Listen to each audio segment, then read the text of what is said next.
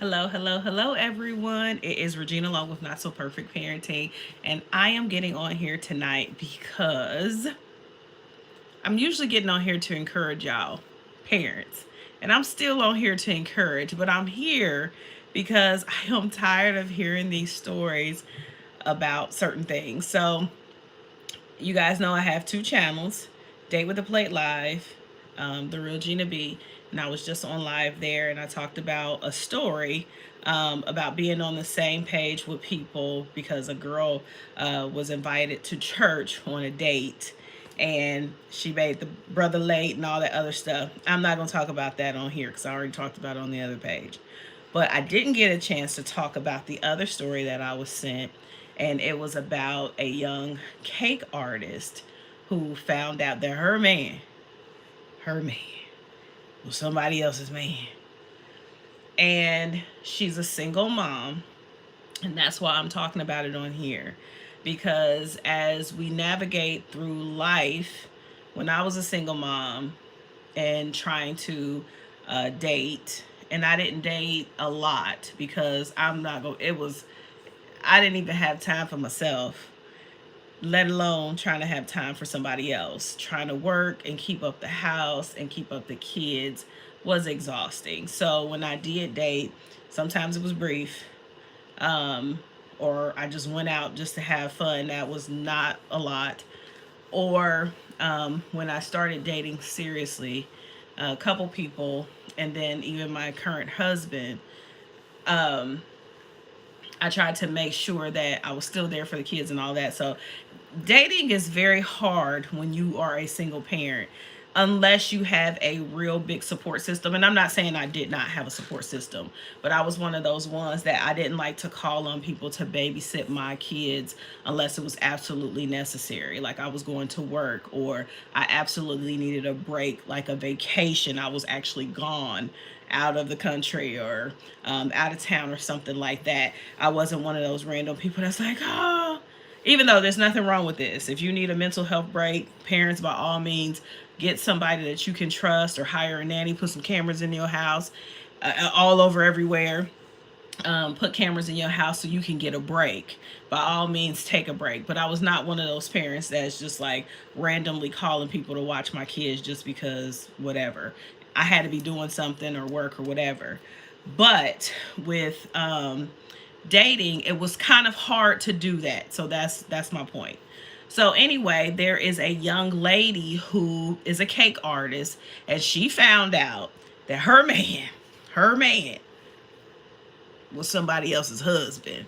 So the story, and the reason why I'm telling you parents is because when you're trying to date, especially now, well, not even nowadays, anytime, man, you got to vet these people. And it is so sad that you got to become a private detective because people are just liars, right?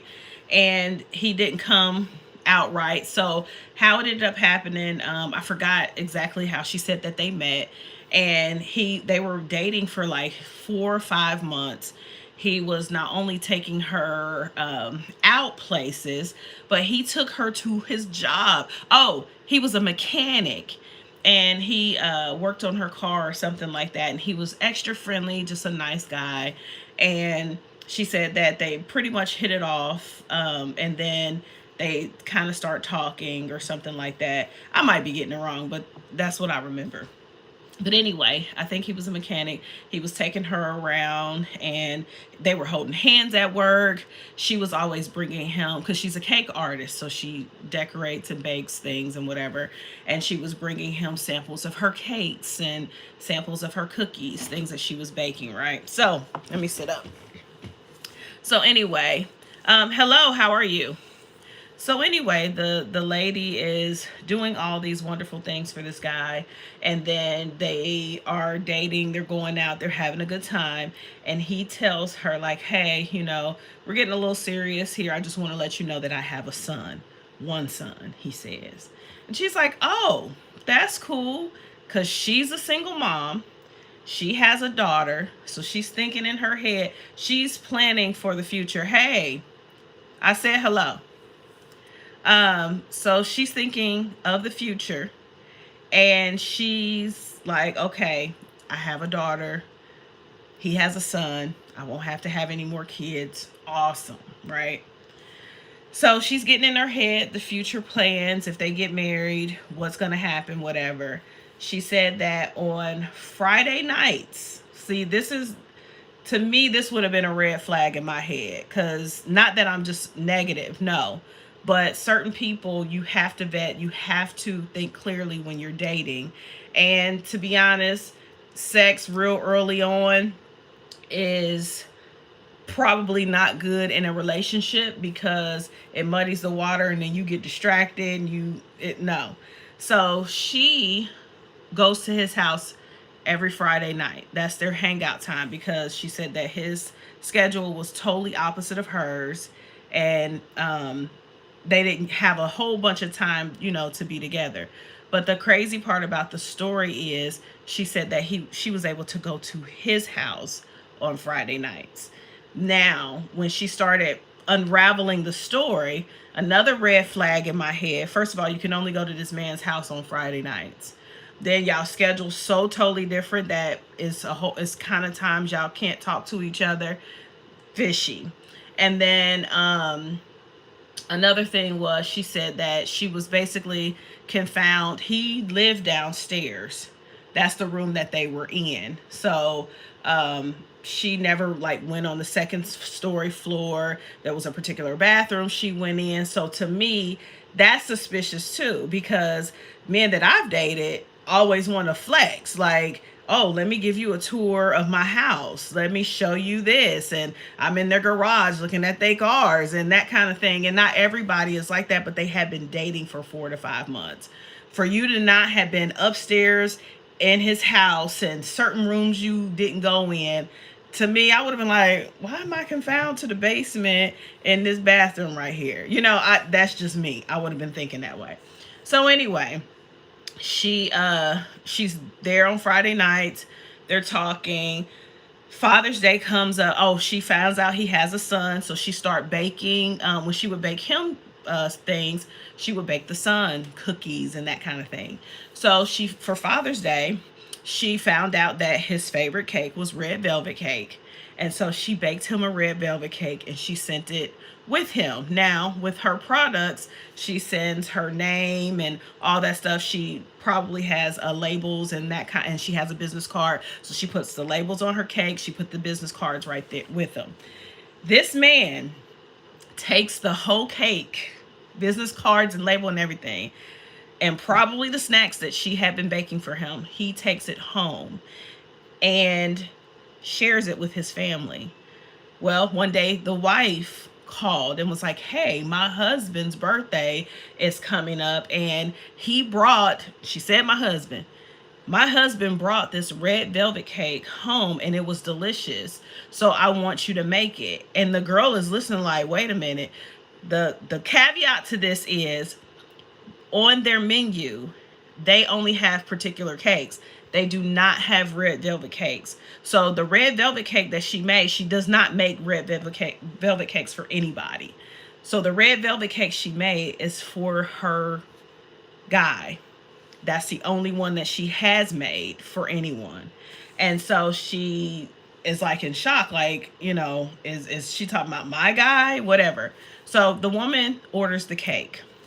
Gonna speed it up here. The woman orders the cake. The girl is like, oh my gosh, this is my guy. Finally, she ends up talking to him, and he's making like this whole rattled story. Like, we're separated. I live in the basement. She lives upstairs. We're not gonna. And so in my head, I'm thinking like, dude, really? Your wife first of all, you took the cake and the stuff home to share with the family. Y'all sitting at the table eating that cake. And come on. Y'all separated. She's buying you a birthday cake and y'all separated. Y'all don't talk. Y'all in the process of divorce. Like, sometimes parents, women, single moms, single dads, we got to think.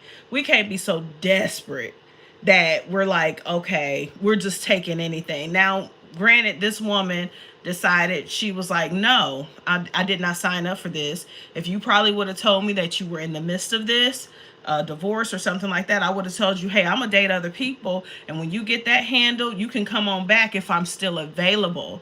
But she was upset because she did not get a chance to tell him yes or no. He just basically started dating her, didn't tell his situation, and she got involved with a whole married situation. And I totally understand her point. So anyway, short story is, and she didn't have an update. This happened back in July. She ended up not delivering the cake to the woman. She said she felt like it was going to be, kind of disrespectful to do that to someone. And I totally agreed. But she did tell him that the story went viral and that he needed to come clean and tell his wife. Now, she didn't update us on if he did or not, or if they talked since then. I don't think so. And it's October, so there's no update on that. But I just wanted to get on here and encourage parents. It's hard being a single parent. It really is. But don't be so desperate for someone that you just fall in love so quickly. Because this one was like, he had my heart. Is blah, blah, blah. Okay. You fall in love so quickly, you want someone so quickly that you don't vet them. Every guy that I've dated, I've looked them out. And I have a best friend that's a private detective. So some people I'm like, hey, check this person out, even if we didn't do a deep dive. I am a PI at heart. My sister is a PI at heart. If I don't get them, she'll get them. So, and like I said, I have a friend that's a private detective. So I give a name and boom, we can have all kinds of information. So parents, be aware, be careful. If you're seeing red flags and a person is like, oh, you can only come over my house on Saturdays, you can only come over my house during the day, something's wrong. Something is wrong. I remember dating a guy and he was like, oh, you can't come to my house yet because I'm remodeling and we don't have a toilet. I was like, so why are you there all the time? And it was fishy. So when people tell you stuff like that, they got some stuff going on. Could be a dirty house, could be cluttered, I don't care. But if a person is telling you you can't come to their house or you can't call them at a specific time, something ain't right. Something ain't right. So parents, please don't put yourself in a situation.